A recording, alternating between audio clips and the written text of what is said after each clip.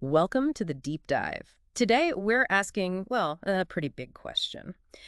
Could TMK Energy become a major force in Mongolia's energy future? Yeah, it's a timely question. We've got some recent updates here from their Gurvantes XXXV coal to and gas project. Right, and our goal today is to really dig into these, pull out the key information, and help you, our listeners, understand what TMK's progress might mean for Mongolia's whole energy picture. Exactly. We know you want knowledge that's, quick, but also thorough. So that's the plan. And it's crucial context, isn't it? Mongolia relies so heavily on coal right now and imports power too. Definitely. So any move towards reliable domestic gas could be, well, a game changer for them. Okay, so let's dive in. First thing that jumps out is who's been visiting the project site. Seems like Gurvantes XXXV has attracted some serious attention from the top. Oh, absolutely. It's quite striking, actually, the number and the seniority of the Mongolian government people who visited. Yeah. Who are we talking about? Well, you've got the Minister of Industry and Mineral Resources, the Minister of Urban Development, Construction and Housing, the Minister of Finance, Minister of Road and Transport, even the chairman of the National Committee for Port Revitalization. Wow, that's a cross-section of the government pretty much. It really is. That level of interest from different ministries, it really signals that the government might be seeing this as strategically important. And it wasn't just cabinet level ministers either, was it? No, no. Also, the governor of Amag, that's the province, and the governor of the local Gurvantes Sound. And people from the nearby port, Shavik. That's right. Representatives from there, too. And that port is, what, only about 20 kilometers from the Chinese border crossing? It feels like a very coordinated look, like they're really trying to understand the project's potential from all angles. Local, regional, national, even international trade aspects. I think that's fair to say. And TMK Energy itself calls this increased recognition. They clearly feel the government is taking notice of Gurvantes XXXV as a potential source of cleaner, reliable domestic gas. Which, given the reliance on coal and the air quality issues, particularly in Ulaanbaatar. Exactly. That makes it potentially very attractive. Improved air quality, greater energy independence. Those are big potential wins for Mongolia. Things any government would be interested in. For sure. And you see that reflected in the comments from TMK's CEO, Mr. Dougal Ferguson. He mentioned being honored by the visit and stressed the project's potential for energy reliability and security. Keywords. Those definitely resonate with national priorities. Do they get a presentation, some details? Yes, apparently Naranu Kroltsedev, who's the CEO of TMK's local subsidiary, Tillman Resource LLC, gave a detailed briefing. Covering what exactly? Covered the project's achievements so far, its potential significance, basically making the case for why it matters and their future plans. And how did the government delegation react? It seems quite positively. The reports say they highly appreciated TMK's achievements and, importantly, expressed a willingness to provide appropriate support and cooperation. Support and cooperation. That sounds promising. Government backing can make a huge difference for these kinds of projects, can't it? Absolutely. It can really smooth the path forward.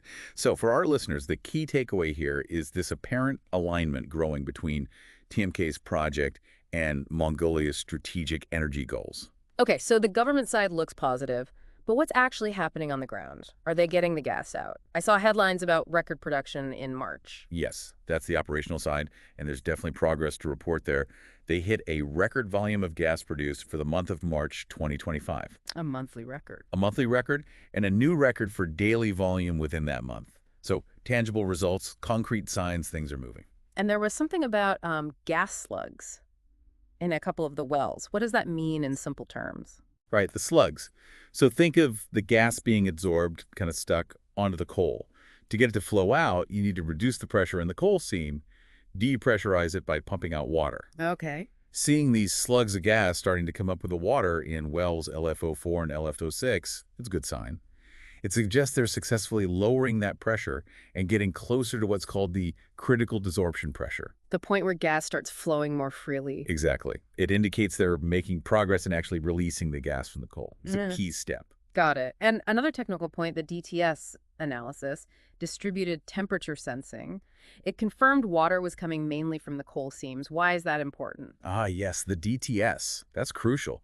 They want the water and the gas to be coming from the target coal seams. Yeah. If lots of water was flowing in from, say, adjacent sandstone layers, it could mean a few things.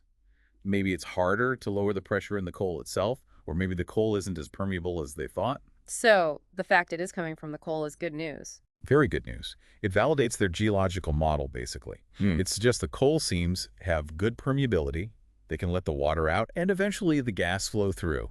It means they're likely draining the right places. Okay, that makes sense. So positive signs on the technical front. How about the actual volumes? The numbers look pretty solid for a pilot phase. Over 10,000 cubic meters of gas produced just in March. And that was an increase from February. Yep, about a 10% increase. And what's interesting is they achieved this despite having some downtime on one of their main wells, LFO5, which was undergoing some work. So production went up even with one well partly offline. Correct. And actually 4 wells, LSO2, LFO4, LFO5, and LSO6, all hit their own record monthly production levels in March. So it wasn't just a one well carrying the load, it was broader progress. Exactly. It suggests a positive trend across the pilot area, not just a fluke in one spot. Hitting an overall record despite maintenance on one well is quite encouraging. What's next operationally? Are they planning more tests or drilling? They are. They're planning another pressure buildup test soon in April on, well, LFO2. Why that specific well? They did a similar test on LFO2 about a year ago. So doing it again allows for a direct comparison. It'll show them how much the reservoir pressure has actually dropped over the last 12 months. Ah, so it's a direct measurement of their depressurization progress. Precisely. Key data to see how close they are to that critical desorption point we mentioned. And drilling.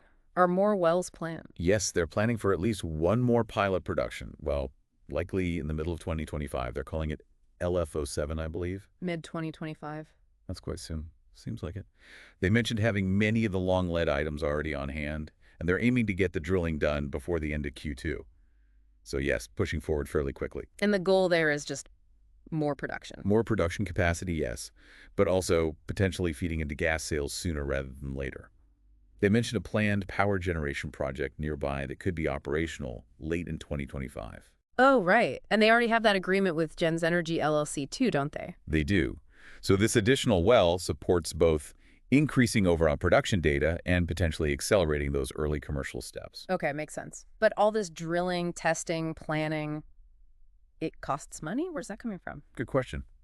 And they just announced securing new funding, $2.25 million through a placement. A placement to investors. Yeah, to new and existing sophisticated investors.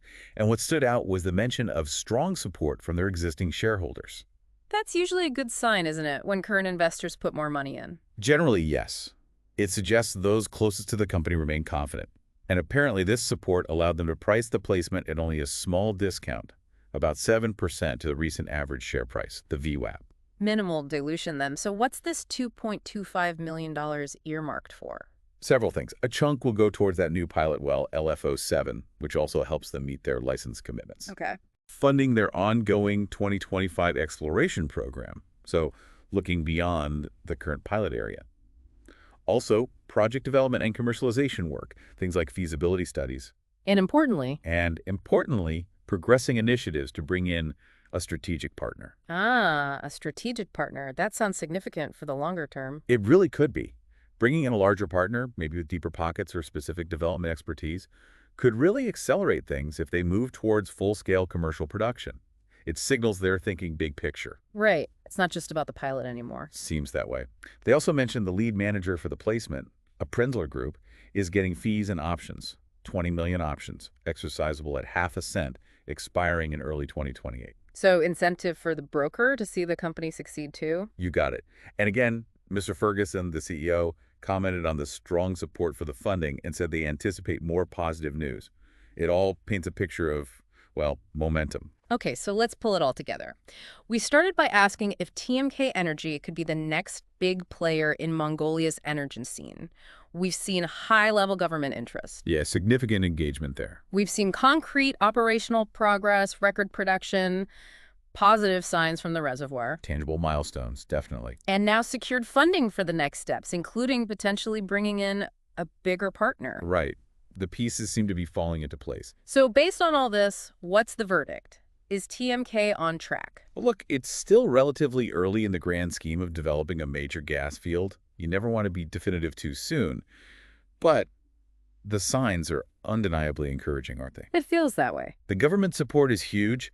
The operational results suggest the gas is there, and they're figuring out how to produce it effectively. Hmm. And the funding gives them the runway to keep pushing forward. For you, the listener, I'd say TMK looks like a serious contender right now. Yeah, it feels like they're making that transition from pure explorer to, an actual producer, even if it's pilot scale for now. They've got government attention, they're getting results, and they've got the cash to keep going. Precisely. Which leads to maybe a final thought for people to mull over. Go on. If TMK, or maybe others following a similar path, do succeed in bringing a significant domestic gas source online for Mongolia, what does that really mean? Broader implications. Yeah. Think about the economic development impact. How does it change Mongolia's energy dependence, maybe its relationships with, say, Russia and China? What other industries might benefit from cheaper, more reliable domestic energy? Energy independence could have ripple effects across the whole economy. It certainly could. Something to keep an eye on, beyond just TMK's share price or production numbers. It's about the potential transformation within Mongolia itself.